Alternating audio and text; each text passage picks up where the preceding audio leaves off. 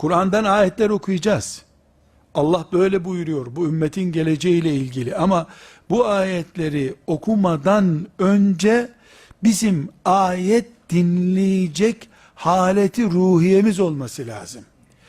Allah'ın ayetlerini, Peygamber aleyhisselamın hadisi şeriflerini bilgi kutumuza mı atıyoruz? İmanla dolu, Allah'a teslimiyete hazır kalbimize ve beynimize mi yüklüyoruz? Her türlü bilginin bulunduğu bilgi kutusuna bir bilgi iner gibi ayet indirmek başka şey. Allah deyince her şeyi bitirip sadece Allah düşünen, başka bir şey düşünmeyen ve %100 teslim olmuş olan sıddık beyinler, sıddık kalpler sahibi müminler olarak mı Allah'ı dinliyoruz? Bu sorgulamayı yapmak zorundayız. Çünkü bizim sorunumuz Kur'an-ı Kerim'i bulup okuyamama sorunu değil.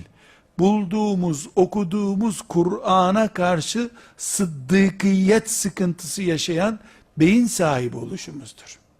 Acabaları reddetmiş beyinlerle Kur'an dinlemek zorundayız.